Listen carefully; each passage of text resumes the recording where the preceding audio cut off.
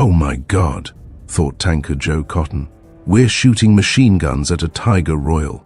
It was late December 1944, in the Alsace-Lorraine region of France near the German border. From inside his M5 Stuart light tank, Cotten had spotted the enemy heavy tank at the bottom of a ridge and had fired at it with his machine gun when he made his realization. The German Panzer was stuck on some train lines and had thrown a track. The driver inside was gunning the engine and rocking forward and back, trying to free the behemoth from its trap. Cotten had already fired on a few soldiers escaping the tank, but its crew was obviously still intact. Cotten knew the tank below possessed an 88mm cannon that fired high-velocity shells, while his Stuart tank had a 37mm cannon and 3 machine guns, no match for the enemy. An M4 Sherman pulled up beside Cotten and fired a 75mm round at the heavy tank, but it ricocheted off. Cotten knew he was in trouble. Then the enemy turret moved in Cotten's direction, and its cannon elevated like an elephant's snout sniffing the wind. The gunner was looking for him. Cotten, a platoon leader in Company D, 47th Tank Battalion, 14th Armored Division, the Liberators, would have to rely on his training to get out of this tight spot. He had been drafted into the US Army on November 17, 1942. Back then, he was a new father, his baby girl Marty having been born only 17 days earlier. He left his wife, new daughter, and his low-paying job at a railroad shop in Waco, Texas, to train as a tanker. After induction at Mineral Wells, Texas, Cotten went to Camp Chaffee, Arkansas, and joined Major General Vernon Pritchard's 14th Armored Division.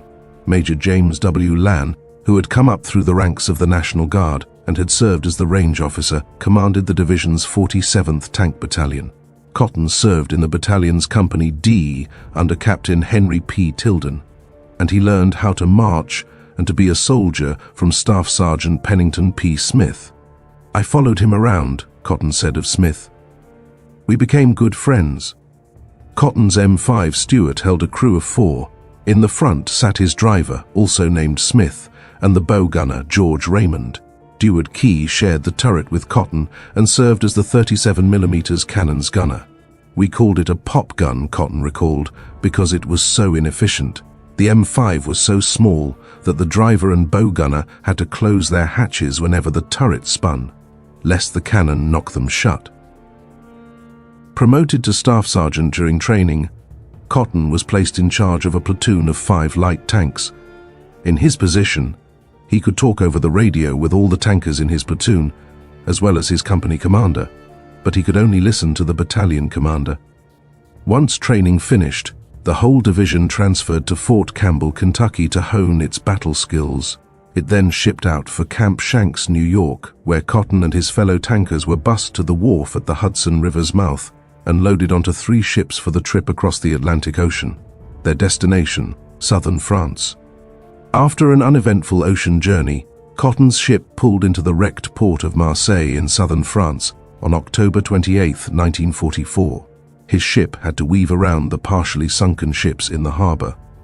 Once on land, the tankers were driven to a large tank pool outside Marseille to pick out their new vehicles. They then drove them to a range to test-fire the weapons and make any needed repairs. "We had our tanks in good shape," said Cotten, but he wanted more firepower, so an ordnance crew added a 3rd 30 caliber machine gun to his turret near his hatch. "I used it a lot," he added. For extra protection, Cotten and the other tankers stacked sandbags on their tanks to stop Panzerfausts and other anti-tank weapons. The 14th Armored joined Lieutenant General Alexander Sandy Patch, American 7th Army, which had landed in southern France 2 months earlier, on August 14th, and had chased the German 19th Army back to the German border, where resistance then stiffened. Low on fuel and supplies, Patch's army halted in the Vosges Mountains to slug it out with the enemy.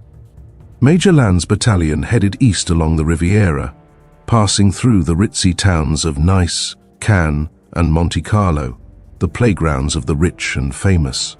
The Germans were retreating east, and from time to time, the tankers caught up with rear guards and engaged in fierce firefights. One day, Cotten and his M5 Stuart tankers were driving in a convoy when they caught up with a freight train filled with German soldiers. The tankers turned their turrets and opened fire. From about 300 yards, Cotten poured fire from his mounted machine gun, while other tanks did the same. Some Germans fired back from the train car's windows, while others jumped out the other side. Cotten could hear the enemy bullets pinging off his tank. "We had a ball firing on them," he remarked. "Before we continue the story, don't forget to subscribe to our channel. Encourage us to keep going." Let's get back to the story. During the drive, the tankers sustained themselves mostly on C rations, canned food, and K rations, dry food, which were delivered by trucks to the front. Often, the tankers received only hash. "We blamed the drivers for changing out good rations for bad," Cotten said. He mostly hated the unmeltable chocolate bars, known as D-bars. They were hard and rarely softened in coffee. It was supposed to melt in your mouth, or someplace, he mused. Fortunately, one of Cotten's tankers, Tony Sergeant, loved to cook and created palatable meals for the men on his government-issued portable stove. As the tanks drove across Europe, Sergeant would pick up potatoes, vegetables, and even chickens. Once he had gathered enough ingredients, he broke out the stove and cooked everything in his helmet. In one instance, when he was cooking and the platoon was ordered to move out, Sergeant called to the bow gunner, "Lend me your helmet, mine's hot." While the men rarely went into homes to sleep, they often did enter to dine. In one house, tanker Lowell Carlson found a dining table and adorned it with a tablecloth, fine china, and glassware. Sergeant brought in the food, and the men dined like aristocrats. Once finished, Carlson gathered the four corners of the tablecloth, lifted it into a ball, and tossed it out the window. To wash down their meals, Cotten and his men sought out alcohol, which was easy to find. "We were in hog heaven," he recalled. In France, liberated civilians usually handed out bottles of champagne, wine, or cognac. "Champagne was what we were all looking for," he admitted. The tankers stuffed their bottles in easy access places in their tanks, often under their seats. The men also raided French and German breweries they liberated along the way. The 14th headed north, then turned east into the Alsace-Lorraine region of France on the German border. Farther north, the Germans had broken through the American lines in Belgium and Luxembourg on December 16th, and the Battle of the Bulge was on. Get an in-depth look at the Bulge and other events that shaped the outcome of the war inside World War II History magazine. Pushing forward, Cotten's M5 Stuart headed up a hill, and when it crested, he found himself looking down at the German heavy tank rocking back and forth on the train track. He saw several Germans charge out of its hatches and right into the line of fire of his mounted machine gun. That was when he misidentified the tank as a Tiger, and his Sherman tank futilely fired on it. The tank was not a Tiger, but probably a heavy Panzer V Panther, since no Tiger tank units were identified south of the Bulge. The Panther was still a formidable heavy tank, with thick sloping armor and a powerful 75mm high-velocity cannon. During the war, American soldiers often mistook Panthers and sometimes Mark IV tanks for Tigers. Cotten simply remembered it as large, imposing, and unlike any of ours. Thinking quickly, Cotten called Captain Tilden, who ordered up 2 tank destroyers. The tank destroyers roared up, fired 2 rounds each, and knocked out the enemy tank. Cotten felt a surge of pride later when he drove by the smoldering wreck. As the 14th Armored approached the French city of Haguenau, the Germans fought back hard to hold the city's last remaining bridge over the Modder River. Although firing from well-covered positions, the German infantry was no match for American tanks. "It was a turkey shoot," recalled Cotten. Major Land did not think so, calling over the radio, "Let's get our act together." Then, suddenly, the bridge exploded, shaking Cotten's tank. "We could see the damn thing blow," he recalled. The Germans stuck on the west side of the river began standing up and surrendering. Many simply raised their arms and put their hands behind their necks. It took 3 trucks to haul away all the Germans. Once the fighting died down, Cotten came across Staff Sergeant Pennington P. Smith, the soldier he admired so much, lying wounded behind a tank. A bullet had entered his head below one of his ears and exited the other side. He drifted in and out of consciousness. Thinking Smith was going to die, Cotten gave him his crucifix, put him on his tank, and drove him to an aid station. In late December, the division closed in on the German border, with Lanz battalions supporting the 103rd Infantry Division. The tankers came across concrete pylons blocking their advance, the Dragon's Teeth, part of Adolf Hitler's homeland defense. The tanks stopped while engineers figured out the best way to defeat the obstacles. As they waited, a tanker approached Cotten, concerned about attacking through the Dragon's Teeth. Cotten knew the man because he was constantly saying, "Let me at 'em," and boasting of his military prowess. This time the man looked pale and worried. He told Cotten, "I can't do it, I can't do it," then fell to the ground and started shaking uncontrollably. Cotten called for a medic, who exclaimed, "Oh my God, he's cracked up totally." The medic gave him several shots of morphine, but as some men took him away, he still shook, groaned, hollered, and roared. He was not someone you wanted to be around or depend on, Cotten explained. The man never returned to the unit. As it turned out, the M5 Stuart tankers did not go through the Dragon's Teeth at all. The engineers blew them up and cleared 2 paths through the remaining pylons. When they detonated the explosives attached to the obstacles, Cotten and his men were close enough to feel the impact. "Stuff blew all over," he said. "Concrete was flying around. One piece smacked him in the head but did no damage." Christmas Day passed uneventfully, but for New Year's, the men parked their tanks near a Catholic church and attended a midnight mass with a German woman. She was a nice lady, remembered Cotten. After the short break from war, everyone manned their tanks and headed east for the French city of Hatton on the German border, which had been evacuated in 1939 for the building of the Maginot Line. After Germany's 1940 invasion of France, the 1,500 inhabitants returned. As the division closed on Hatton on January 9, 1945, the Germans ambushed 2 jeep-bound scouts with the 94th Reconnaissance Squadron. Stanley Spaulding was driving the jeep ahead of Cotten's tanks, clearing the way for the armor, when the Germans opened fire on him and his companion. Spaulding kicked the other man out of the jeep, saving his life, but the German fire killed Spaulding. Cotten did not know Spaulding at the time, but he would know of him later. With the Battle of the Bulge turning in the Allies' favor, the Germans had launched Operation Nordwind on December 31, 1944, attacking into Alsace-Lorraine and other northeastern regions of France, with the goal of wrecking Patch's 7th Army and retaking the French city of Strasbourg. The city of Hatton stood between the Germans and the 14th Armored Division. "That was the first time we looked them in the eye," recalled Cotten. Despite 14 inches of snow on the ground, the Germans struck on January 13th. Cotten and his men were ordered to hold static positions and stop any enemy movement south. "We could only move a few feet and empty a few rounds," he explained. "We always had gunfire going on." The Germans attacked night and day, and one night assaulted through the town's cemetery as flares lit the darkness.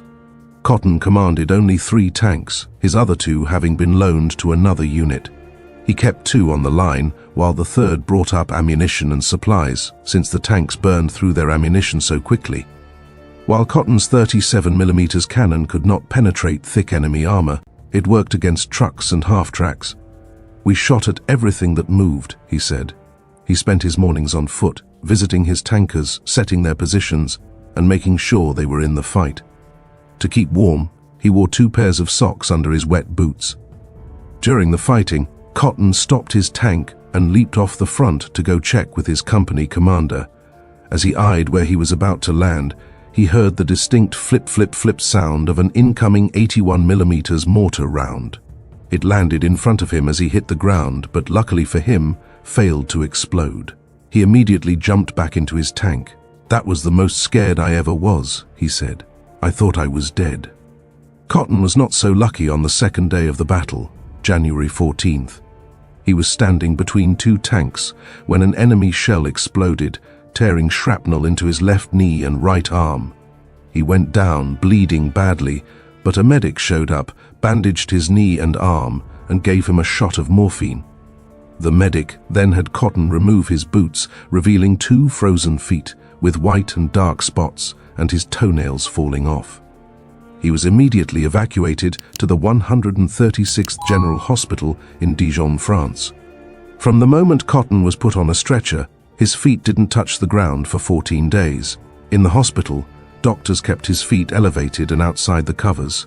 They did not try to rub any ointments or lotions on them. An orderly stood by his bed, Cotten recalled, to keep me from moving around or going to the bathroom or eating or crying. He eventually lost toenails from his right foot, and his left foot turned dark when the blood stopped flowing. The doctors talked about amputating his right foot. I was scared to death, he admitted, but the operation never happened. They did, however, sew up his shrapnel wounds. The doctors also discussed sending Cotten back to the States, but one day they allowed him to walk. I could go eat and go to the bathroom, he recalled. He improved well enough after 6 weeks to return to his unit. I can't say enough about how they treated frostbite, he said. They took such good care of me. By the time Cotten returned to the 14th Armored, its tanks were roaring toward the Rhine River. The river had already been crossed by elements of Lieutenant General Courtney Hodges' First Army when they captured the Ludendorff Bridge at Remagen on March 7th. The bridge collapsed 10 days later, but not before thousands of Americans and their equipment made it across. Upon his return, Cotten received an M4A3E8W HVSS Sherman tank, better known as an Easy 8, with a wide-track horizontal volute spring suspension and a high-velocity 76mm cannon, quite an upgrade from the old Stuart 37mm pop gun. Also, the Sherman fired high-explosive, and armor-piercing AP rounds. The M5 Stuart had armor-piercing rounds, but it was small, said Cotten. In the Sherman, we used a little if we were shooting at troops, and we used machine guns to protect the tank from anti-tank weapons. Ordnance men welded scaffolding on the tank's sides on which to stack sandbags. With the Ludendorff Bridge down, the 14th raced night and day to reach Worms to cross a repaired bridge over the Rhine constructed for Lieutenant General George S. Patton Jr.'s Third Army. One night, Cotten's tanks were moving in a convoy through the pitch darkness when he leaned out of his turret, trying to keep an eye on the tank in front of him. Suddenly, the lead tank stopped, and Cotten's tank slammed into it, throwing him down the front of his tank and knocking him against the equipment strapped to the hull. I bled like a stuck pig, said Cotten. It tore up my clothes. He climbed back into the turret and acted more cautiously for the rest of the trip.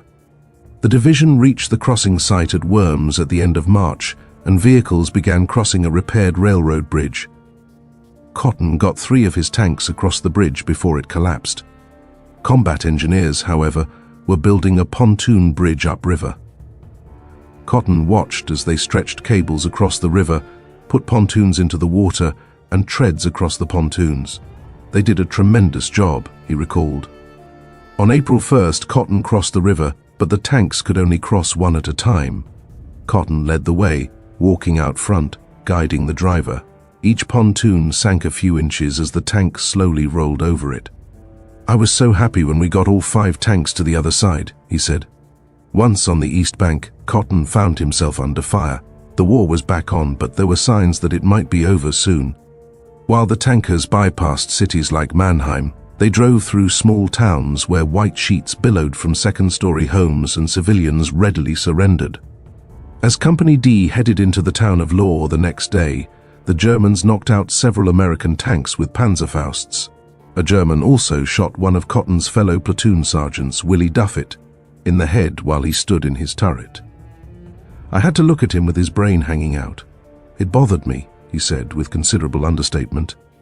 While a company was authorized to have 5 non-commissioned officers, Duffett's death brought Company D's down to 2. Lieutenant Travis Cox, who had taken over command of D Company, promoted Cotten to Company First Sergeant. Cotten reported to his company commander and asked, "Where do I put my gear?" Cox asked him where his equipment was, and Cotten told him it was still in his tank. "That's where you'll keep it. Get back in your tank. You're the platoon leader. We don't have any officers." Nothing had changed for Cotten, except he received a bit more money. The promotion did not start off well. When the company crossed its initial point, P-47 Thunderbolt fighter bombers peeled out the sky and opened fire on the advancing tanks.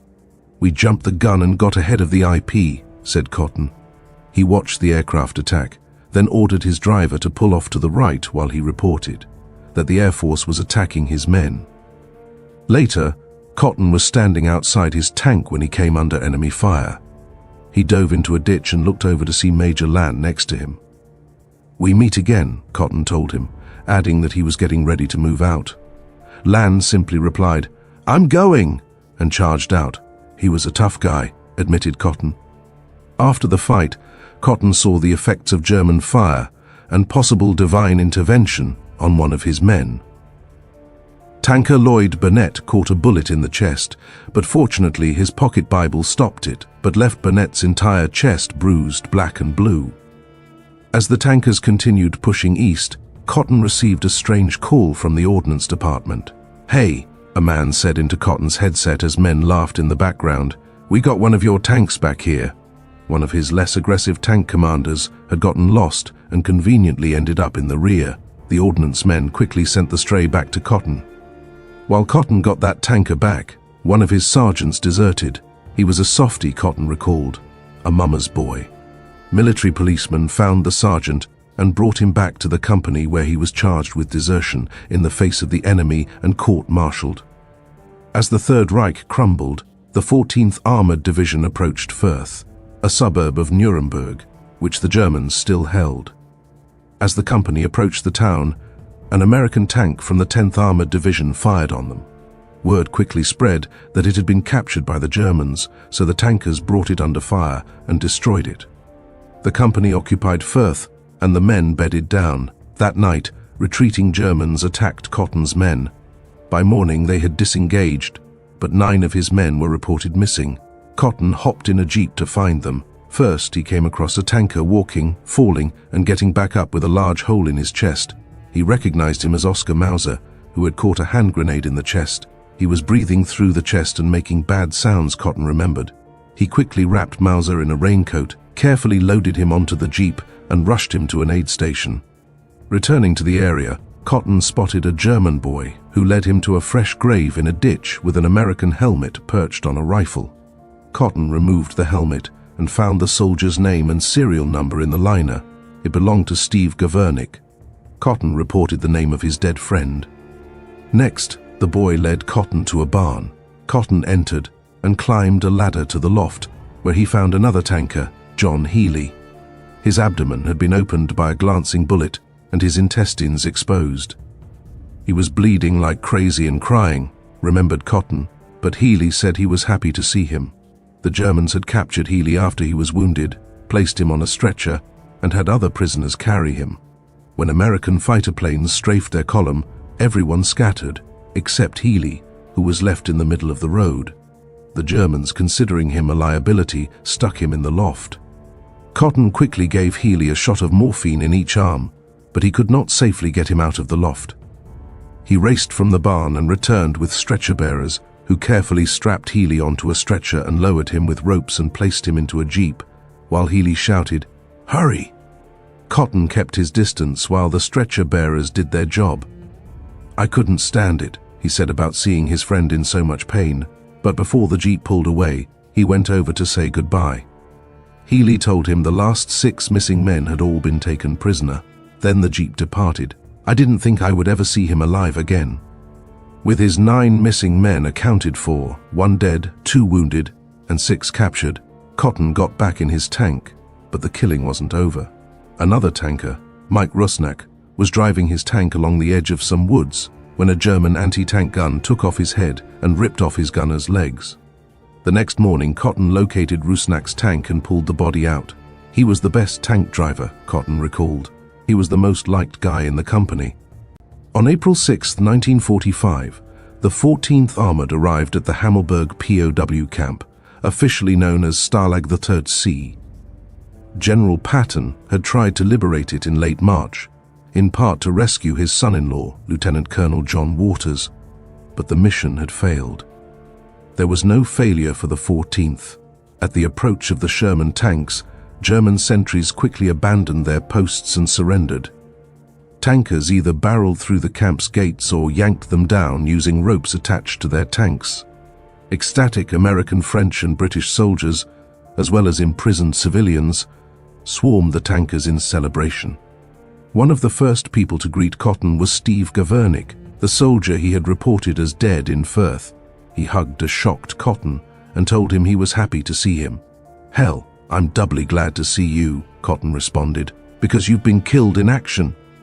Gavernick explained that the man in the grave was actually Lowell Dean Carlson, whom he last saw standing in the street, firing an M3 submachine gun, a grease gun, before he went down fighting. Cotten reported Gavernick's survival to Cox. Cotten's tank soon pulled onto the Autobahn, Germany's superhighway, and cruised unimpeded. It had lanes all over the place with walls and cuts in the road, he said. It led east through the mountains and across the Danube River. No more ambushes awaited the Americans. The war was at last winding down. When Cotten's tanks ran low on gas, he pulled them into some woods to await refueling. As he and his men waited, Cotten spotted a jeep with large metal flags headed his way. A tall general got out of the jeep wearing a leather jacket, baggy horse-riding pants tucked into his boots, and an ivory-handled pistol on his hip. Cotten was looking at General George S. Patton, Jr. Patton was not an attractive man, recalled Cotten. His mouth was filled with big, wide, stained teeth, and his lips and face were splotched and cracked. Cotten snapped a salute. "What the hell are you doing stopped?" Patton demanded of Cotten. "Why aren't you moving?" Cotten explained that 2 of his tanks were out of fuel. "Why don't you get the other 2 moving?" Patton shouted. "Get moving as soon as you can," the general added, "and take off those sandbags." A few curse words emphasized Patton's sense of urgency. Cotten saluted again, and the general departed. After Patton left, Lieutenant Cox asked over the radio who had spoken to Patton. Cotten admitted it was him. "You did pretty good," Cox told him. "I think he sanctioned the sandbags, but he wanted you to move out." "Well, we ran out of gas," Cotten responded. Once refueled, Cotten and his comrades pushed east. They knew there was another camp down the road. On April 29th, the tankers reached Moosburg prison camp, Stalag Zevae, and tore down the camp's fences. Again, a captured tanker from Cotten's company, Tom Manley from Chicago, ran up and greeted him. All the other missing 14th Armored tankers were also in the camp. They were told to either get back to their units or to the hospital. Medical personnel soon arrived to take care of the worst off. The division continued east to Austria, where the locals acted friendly toward the Americans. For liberating the 2 camps and numerous others, the division adopted the title Liberators. Approximately 200,000 Allied prisoners of war were liberated by the 14th Armored Division. Cotten and his men continued their charge east. In early May, they occupied a German caserne along the Inn River near the Czech border. As Cotten and his comrades enjoyed the time off the line, 2 MPs showed up with the sergeant who had deserted and turned him over to the company. Cotten put a guard on the man and put him to work digging foxholes. One day, Cotten was working on a firing pin inside his turret when Lan, now a lieutenant colonel, poked his head in and told him, "The war's over." Cotten jumped out of his hatch and hugged his commander. It was May 8, 1945. Germany had surrendered. With the war in Europe finally over but still raging in the Pacific, the division's longest-serving men were allowed to return to the United States for Pacific training. Cotten was part of the first contingent to go home. He and 2 other soldiers took a jeep to Linz, where they packed with 9 other soldiers onto a train with 38 boxcars that had no seats or windows. "We thought we were going to fly to France," said Cotten. The slow-moving train took 5 days to reach Le Havre, France. Cotten and the other men marched off the train at Camp Lucky Strike, one of the departure camps, where they waited for transport home. A tanker named Delgado offered to take Cotten into Paris to sell booty and war trophies that he had collected. The 2 took a half-track into the City of Lights, where Delgado sold everything and split the profits with Cotten. They made it back to camp in time for Cotten to board a Liberty ship headed for Boston, Massachusetts. A Liberty ship could carry 400 men. "It was not the Queen Mary," said Cotten. "Cots were stacked 6 high. The same meal, stew, was served twice a day. Halfway through the journey, the propeller lost a blade and the ship circled for 3 days before a repair ship arrived. Many men got seasick on the voyage. Usually the guy who got sick was on the top bunk, recalled Cotten. We had one man detailed to clean up the mess every day. While in transit, the war in the Pacific ended. Cotten's Liberty ship finally arrived in Boston, and the men debarked to Camp Devens. There, Cotten ate his best meal of the war: steak, ice cream and milk. I hadn't had ice cream in 2 years. From Devens, Cotten was put in charge of soldiers on a train bound for Fort Sam, Houston, Texas. During the slow trip south, the train's kitchen ran out of bread.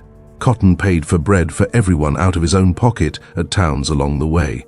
As the train neared its destination, 2 men asked Cotten if they could hop off to visit their nearby homes. Cotten agreed, but took down their names, telling them to be at the fort when the train arrived. When the train pulled into the fort, the 2 men were the first to greet Cotten. They were glad to be off that list, he said, for they could have been charged with being AWOL. There were also recruiters, telling the men they would get 90 days leave if they re-enlisted. However, if you'd like to sign up now, you can. Cotten wasn't sure if he wanted to stay in the army, so he decided to go home to return to his railroad job. Cotten bought a car and headed to Waco. He went to his sister's place and kissed his now 3-year-old daughter, Marty. He discovered that his wife had strayed while he was at war, and his oldest sister Ethel had taken custody of Marty. Cotten also discovered that his old railroad job had moved to Kansas, so he re-enlisted and soon shipped out to South Korea, where he worked for a year at the port of Incheon. While there, he divorced his wife, but when his mother died, he took emergency leave and returned to the United States, where he became an ROTC Master Sergeant at Bowling Green State University in Kentucky. When the Korean War broke out on June 25, 1950, he returned to the country to fight as an officer. In 1959, he was assigned to Fort Knox. There, Cotten met Mary Ann Bewley and married her. They had 2 children, Cynthia in 1965 and Eric in 1967. He remained in the Army and retired with the rank of Major on January 31, 1963. He then worked for 24 years at the Texas Department of Transportation, serving in several positions and retiring as an internal review auditor. The war never left Cotten. When stationed in Stuttgart, Germany in 1965, he took Mary Ann to Hagenau, where they saw a knocked-out tank from his unit. 20 years later, and it was still there, he recalled. Mary Ann also told him that her uncle, Stanley Spaulding, had been killed while serving as a reconnaissance scout leading Cotten's tanks to Hatton. They visited his grave at Epinal, France. Cotten eventually connected with his fellow tankers. At a division reunion, he hugged John Healy, the wounded tanker in the barn loft, who told Cotten that he had saved his life. Cotten also learned that his mentor, Staff Sergeant Pennington P. Smith, had survived his head wound, was promoted to lieutenant, and had the honor of returning the division's colors and records back to the United States. Cotten caught up with him at a reunion, and as he remembered it, we had a nice long, friendly conversation. Cotten also met with Mike Rusnak's family at another reunion. That was a sad day. He learned that Oscar Mauser, the soldier with the chest wound, made it home to Louisville, Kentucky, but had later died in an automobile accident. Like many men of his generation, Cotten credited his comrades for his unit's success. He always worked with other tankers and armored infantrymen in accomplishing their missions. He was also uncomfortable with his name appearing so often in this article, wanting to give more credit to his men. Looking back at his service in 2019, Cotten had no regrets, although the war sometimes came back to him in his dreams. He started off poor, but the Army gave him a vocation and a career. At 95 years of age, he and Mary Ann are back in Waco, Texas, where their children often visit. "I lived a good life before," he reminisced, "and I've had a hell of a great life." The M5 Stuart was designed as a scout, but in the hands of crews like Sergeant Cotten's, it became something more, a persistent hunter that used speed, guts, and every machine gun it had to survive against the giants of the battlefield. These veteran stories are why we dig into history. If you want more first-hand accounts from the front lines, Please help our mission. Like, subscribe to World War II Journeys, and tell us in the comments which mismatched battle we should cover next. Thank you for watching.